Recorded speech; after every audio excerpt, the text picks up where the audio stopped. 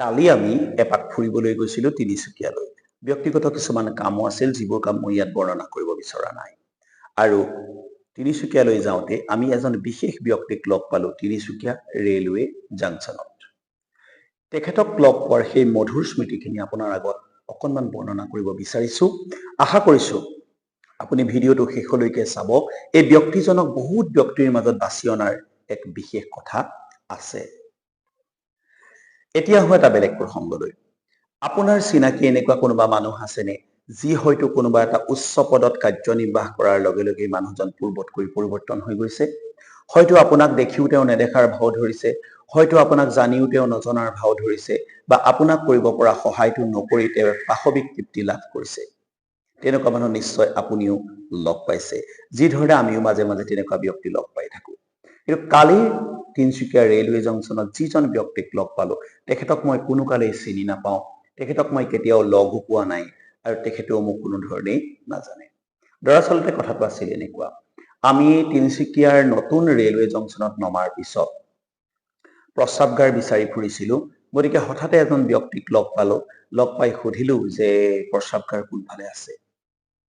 ব্যক্তিজনে ক'লে যে এনেকৈ অলপমান আগলৈ যাওক, তাতে ৱেইটিং ৰুম আছে, ৱেইটিং ৰুমৰ লগতে পেইড টয়লেটৰ ব্যৱস্থা আছে। নতুন তিনিচুকীয়া জংচনটো যিহেতু এটা ডাঙৰ আৰু বিখ্যাত জংচন, গতিকে তাত সকলো সা সুবিধা আছে। তেখেতে আমাক ৰাস্তাটো বতাই দিলে, কিন্তু হঠাৎ আমি যাবলৈ লওঁতে তেখেতে আমাক আকৌ ঘূৰাই মাতিলে, অকণমান আহকচোন বুলি। আমি আকৌ ঘূৰি আহিলোঁ। অহাৰ পিছত ব্যক্তিজনে ক'লে, আপুনি ইমান দূৰ যাবগৈ নালাগে, আপুনি ব'লক, মোৰ কাৰ্যালয়ৰ লগত থকা টয়লেটটো আপুনি ব্যৱহাৰ কৰিব পাৰিব। মইতো আচৰিত হৈ গ'লোঁ। ৰেলৱে এজন তেখেত বিষয়া, ৰেলৱে কাৰ্যত তেখেত কৰ্তব্যত নিয়োজিত হৈ আছে, আৰু তেখেতৰ কাৰ্যালয়ৰ টয়লেটটো আমি মুছাফিৰ হয়, আমাক তেখেতে কোনো ধৰণে নাজানে, হঠাৎ আমাক কিয় টয়লেটটো আমাক অফাৰ কৰিলে। কথাটোৱে মনটোত অকণমান চিন্তাৰ খোৰাক দিলে। তেখেতৰ ইমান জেণ্টলমেন, তেখেতে মতাৰ লগে লগে আমি যাবলৈ বাধ্য হ'লোঁ, আৰু আমি গৈ তেখেতৰ টয়লেটটো ব্যৱহাৰ কৰিলোঁ। মই আৰু মোৰ সম্পূৰ্ণ পৰিয়াল তাতেই আছিলোঁ। তেতিয়া মই তেখেতৰ নেম প্লেটখন চালোঁ। তেখেতৰ নামটো হ'ল সুধাংকৰ দত্ত চৌধুৰী। এই ব্যক্তিজন হ'ল নতুন তিনিচুকীয়া জংচনৰ CPT ইনচাৰ্জ। মই তেখেতৰ ফটোকপি আপোনালোকক লগতে দি দিছোঁ। ব্যক্তিজনে আমাক টয়লেটটো দেখুৱাই দিওঁতে তেখেতৰ দায়িত্ব শেষ, বা আন মানুহ হোৱালে হয়তো ক'লেহেঁতেন যে আপুনি নিজেই চাই লওক বুলি। সাধাৰণ মানুহেই তেনেকুৱা কৰে। কৰ্তব্যৰত এজন বিষয়াই তেখেতে আমাক টয়লেটটোৰ কথা প্ৰথমতে বৰ্ণনা কৰি দিলে। তাৰপিছত আকৌ তেখেতে চিন্তা কৰিলে অলপ দূৰলৈ যোৱাতকৈ তেখেতৰ কাৰ্যালয়ৰ লগত সংলগ্ন যিটো টয়লেট, তেখেতৰ অফিচৰ মাজেদি যাব লাগে, তালৈ আমাক যাবলৈ ক'লে। এই কথাটোৱে মোৰ মনত বহুত দাগ কাটি গ'ল। জীৱনত বহুত ঘূৰিছোঁ, বহুত ফুৰিছোঁ, বিভিন্ন জেগা গৈছোঁ, বিভিন্ন জেগা ফুৰি ভ্ৰমণ কৰি মানুহৰ মন বুজিবলৈ আমি সদায় চেষ্টা কৰি আহিছোঁ। কিন্তু তাৰ মাজত শিশুসুলভ ব্যক্তিত্বৰ এনেকুৱা ভদ্ৰলোক খুবেই কম পোৱা যায়। তেখেতৰ কোনো প্ৰয়োজন নাছিল, টয়লেটটো আমাক নিদিয়া হ'লেও কোনো কথা নাছিল, বা আমি অভিযোগ কৰিবলগীয়াও কোনো কথা নাছিল, কাৰণ তেখেত আমাৰ কোনো চিনাকি ব্যক্তিয়েই নহয়। তেখেতে যি বদান্যতা আমাক দেখুৱালে, তেখেতে যি ভদ্ৰতা আমাক দেখুৱালে, এই ভদ্ৰতাই মোক কিছুমান পুৰণি কথালৈ ঘূৰাই লৈ যাব বিচাৰে।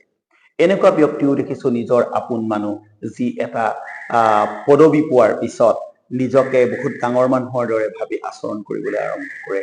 সৰু এটা ৰিকুৱেষ্ট ৰাখি দিবলৈ অসুবিধা পায়। যিসকলে ফোন কৰিব হ'লে 10 বাৰ ফোন কৰিবলৈ হ'লে তেখেতসকলে ফোনটো ধৰে। তেনেকুৱা মানুহো পৃথিৱীত একেবাৰে নাইকিয়া নহয়। তাৰ মাজতো এনেকুৱা ব্যক্তি আছে, সুধাংশু দত্ত চৌধুৰীৰ নিচিনা, যিজন ব্যক্তিয়ে নিজৰ পদমৰ্যাদাক গৌণ কৰি মানুহক সহায় কৰিবলৈ অকণমান আগবাঢ়ি আহে।